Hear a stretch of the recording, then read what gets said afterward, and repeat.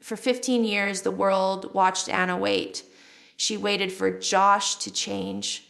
She waited for the scandals to end.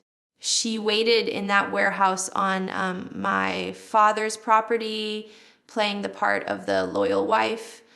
People always ask me, Jill, why doesn't she leave? Why doesn't she take the kids and run? And I always said, freedom is terrifying when you've been taught that obedience is love. But look at the new photos. Really look at them. The hair is different. The clothes are different. But mostly the eyes are different. That isn't the look of a woman waiting for a prison phone call. That is the look of a woman who finally realized the gate was unlocked the whole time. The rumors are true. The big house is empty. I'm Jill Dillard. I walked away to save my family. And today I'm going to tell you the story of how Anna Duggar is finally doing the same. The question I get asked most often, more than anything about my book or my own life, is about Anna. Why did she stay? How could she stand by him? To the outside world, it looks like madness, but I need you to understand the world we were raised in. We're taught that a woman's loyalty isn't just a choice. It is her currency. It is her salvation. Anna didn't stay because she was weak. She stayed because she was terrified. Think about it. She came into our family with nothing. No education, no money of her own, no job history. My father, Jim Bob, provided everything. The house she lived in, his. The car she drove, his. The food on her table, paid for by him.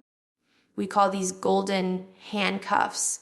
When the first scandals broke, Anna had 4 children. Where was she supposed to go? If she left, if she wasn't just leaving a husband, she was leaving her entire support system.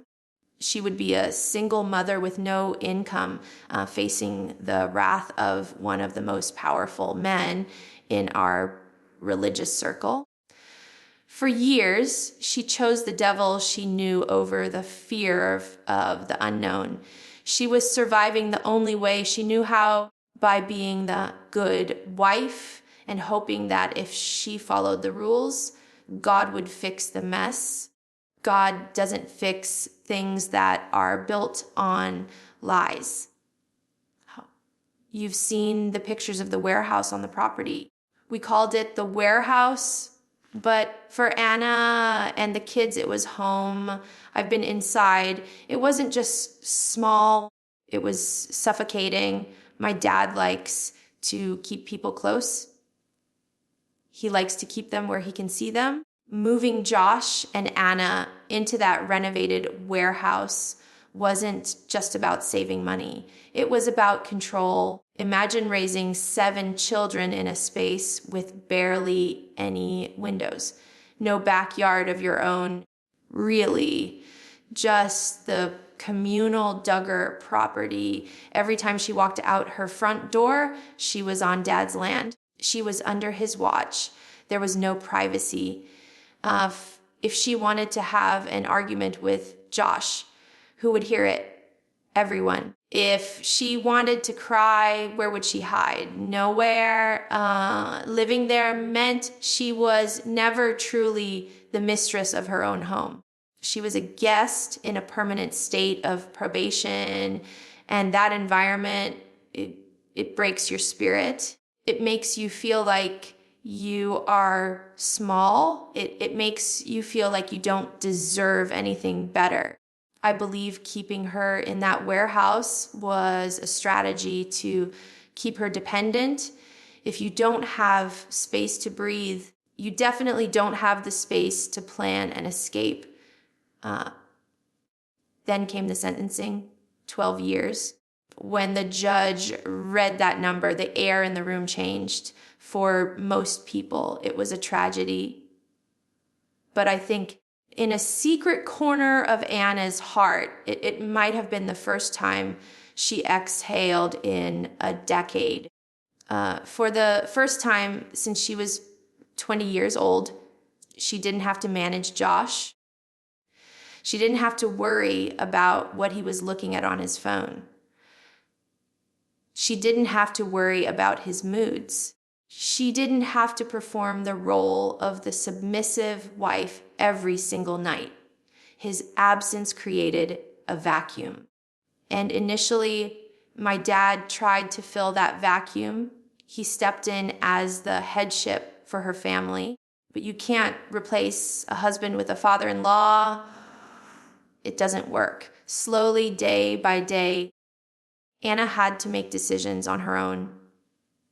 Small things at first, what to cook, when to wake up, but those small freedoms are addictive. Once you realize you can survive a day without a man telling you what to do, you start to wonder if you can survive a lifetime. In our culture, the IBLP teachings, a woman is always under the umbrella of protection of a man.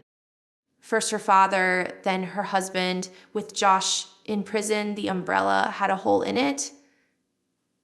My dad tried to patch it. He wanted to be the authority over Anna's kids. He wanted to control their homeschooling, their discipline. But Anna is the mother.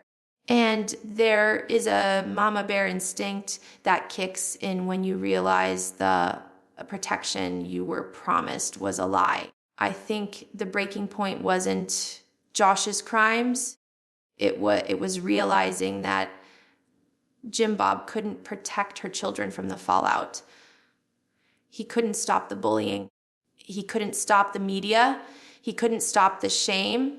If the umbrella doesn't keep the rain off you, why are you standing under it? I heard whispers that friction started happening. Anna didn't want to ask permission for every grocery run anymore. She didn't want to clear every decision with my dad. She was technically a single mom, but she was being treated like a child. And a woman in her 30s who has birthed 7 children eventually gets tired of being treated like a child. And then we saw the pictures.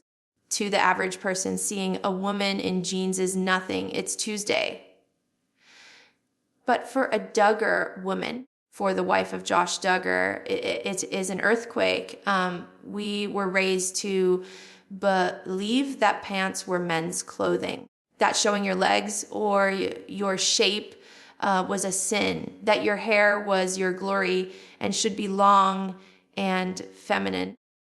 Seeing Anna with shorter, blonde hair, seeing her in fitted denim, it's not just a fashion choice.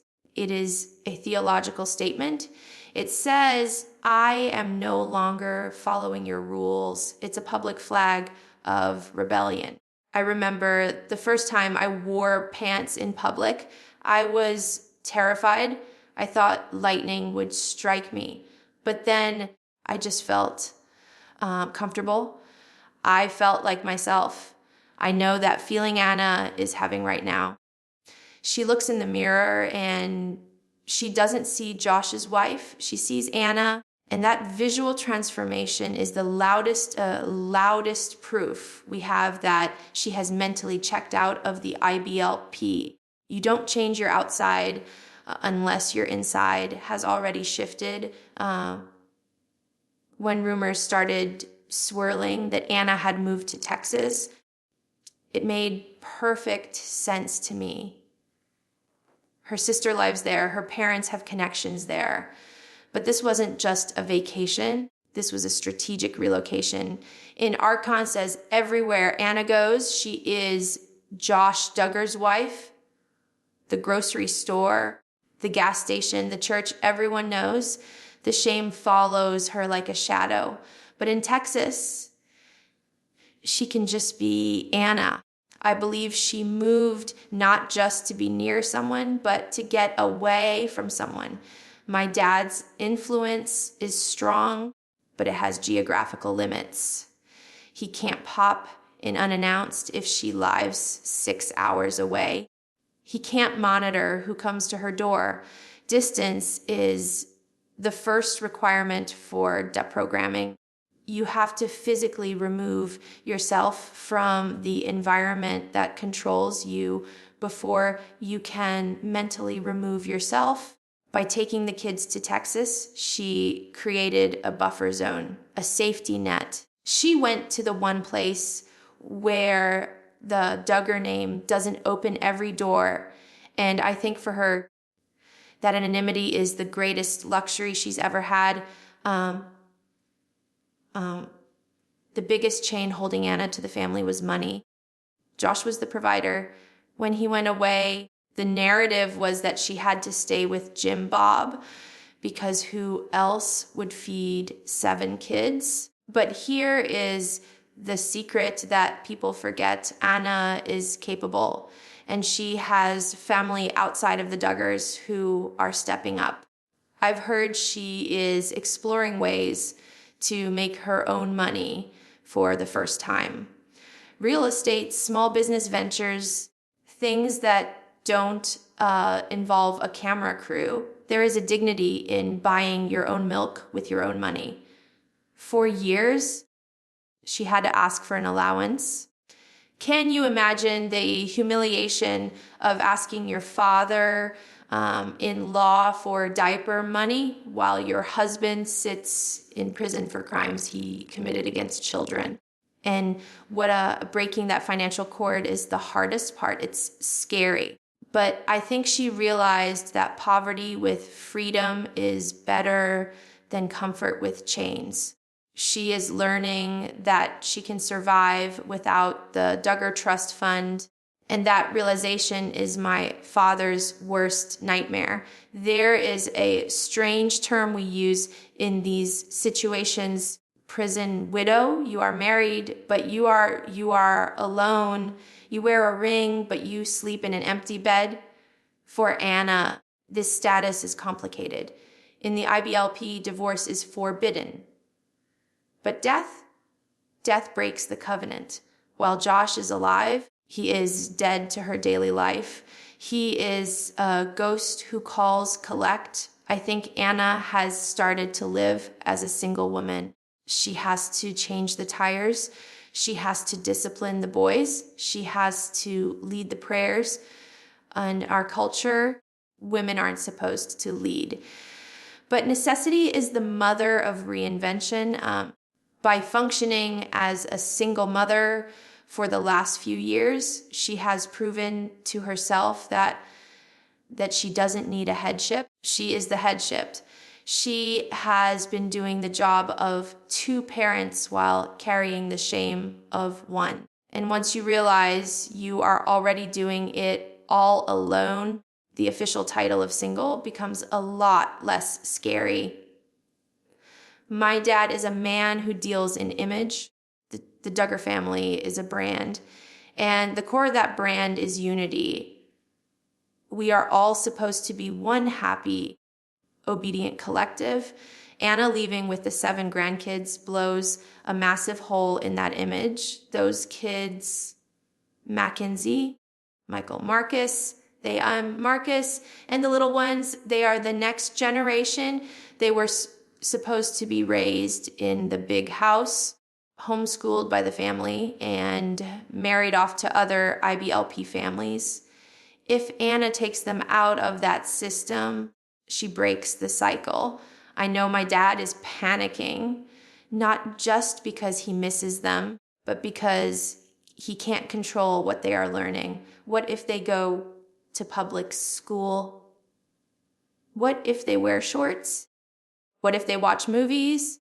Every step Anna takes away from the compound is a step towards those children thinking for themselves. And for a man who built an empire on compliance, independent thought is the ultimate threat. He is losing his grip on 7 souls at once. There is nothing he can legally do to stop it. the Institute, IBLP, teaches that if you follow the rules, you will be blessed. Anna followed every rule. She was the perfect daughter, the perfect wife, the perfect mother, and look where it got her. Her husband is a federal inmate. Her home was raided by the FBI. Her name is a tabloid headline. The formula didn't work. When you do everything right and your life still falls apart, exposed, you start to question the teacher. I think Anna is finally looking at IBLP teachings and seeing the cracks. She is realizing that the umbrella of protection was actually a blindfold. She is seeing her sisters, Priscilla, Susanna, living different lives. She is seeing me and Jinger speaking out. The indoctrination is deep. I know that better than anyone. It takes years to untangle. But the fact that she is physically distancing herself suggests that the spiritual distancing has already begun. She is no longer just accepting the dogma. She is looking at the fruit of the tree. She sees that it is rotten. The biggest weapon used against us growing up was isolation. And we were homeschooled not just to learn math and history, but to keep us away from worldly influences. My parents controlled the curriculum, which meant they controlled our reality. Now, Anna faces the biggest decision of her life: how to educate 7 children alone. Homeschooling 7 kids is a full-time job for 2 parents, for a single mother trying to rebuild her life. It is nearly impossible to do well. I hear rumors that she is considering public school, or at least a Christian private school. To the outside world, that sounds normal. To us, that is revolution. If Mackenzie or Michael step into a classroom with other kids, they will hear things. They will learn about science, about history, about different ways of living. They will make friends who aren't in the cult. That exposure is the antidote to the fear we were raised in. If Anna puts them on that yellow school bus, she isn't just sending them to learn, she is sending them to be free. She is admitting that she can't and won't shield them from the real world anymore. And that is the healthiest thing she could ever do for them. People often forget that Anna has her own family. The Kellers, they have their own strict history, yes, but they also have rebels. Anna's sister, Susanna, left the lifestyle years ago. She had a child out of wedlock. She wears what she wants. She lives a normal life. For a long time, Anna was taught to look down on that, to see it as a cautionary tale. But now, I bet she looks at Susanna and sees a lifeline. Her sisters in Texas are surrounding her. They aren't judging her for Josh's sins. They are helping her carry the load. There is power in sisterhood that patriarchy can't break. When I left, my support system was Derek. Anna doesn't have a husband to lean on, but she has the Keller women. They are showing her that you can leave the rules and still love God. You can wear jeans and still be a good mother. Having that visual proof right in front of her, seeing her sisters happy and thriving outside the IBLP, is shattering the lie that leaving means destruction. She isn't walking into the wilderness. She's walking home to her sisters. This is the question everyone whispers. Will Anna date? In the strict IBLP interpretation, divorce is not an option. Remarriage is adultery while the husband is alive. So technically she is stuck. But life is long, and 12 years is a lifetime. Anna is young. She is in her 30s. Does she really intend to spend the prime of her life waiting for a man who betrayed her in the worst possible ways? There are biblical grounds for divorce that even conservative Christians recognize: adultery, abandonment, abuse. Josh checked all those boxes. I don't know if she is ready to date yet. She has so much healing to do. But I do know that the theology she was raised in is starting to look different to her. If she is already wearing pants and moving to Texas, she is already breaking the rules. Once you break one rule, the others get easier to question. I wouldn't be surprised if in a few years we see a soft launch of a new man in her life, not a replacement father, but a partner, someone who actually respects her. She deserves to know what that feels like. My journey out of the family was loud. It was legal battles. It was a book. It was TV interviews. I had to shout to be heard. Anna is doing the opposite. She is leaving quietly. And honestly, that might be smarter. She doesn't have the protection of a husband like Derek who can fight the legal battles. She is vulnerable. If she made a big public statement denouncing Jim Bob, he would cut her off instantly. He might try to sue for custody. He would make her life a living hell. So she is playing the long game, the secret move. She smiles for the cameras when she has to. She doesn't post Duggar quotes, but her actions speak. Moving away, changing her look, ignoring the prison calls. It's a quiet quitting. She is fading out of the picture rather than ripping the photo up. I respect that. We all have different survival mechanisms. I fought my way out the front door. She is slipping out the back window while everyone is asleep. The result is the same freedom. Anna hasn't posted on her main Instagram in forever. The silence is deafening, but that doesn't mean she isn't online. I know how this works. We all have Finstas, fake Instagrams, private accounts for just close friends. I strongly believe Anna has a secret account where she posts the real pictures of the kids in shorts, pictures of her new apartment, pictures of her smiling without the heavy burden of the Duggar brand.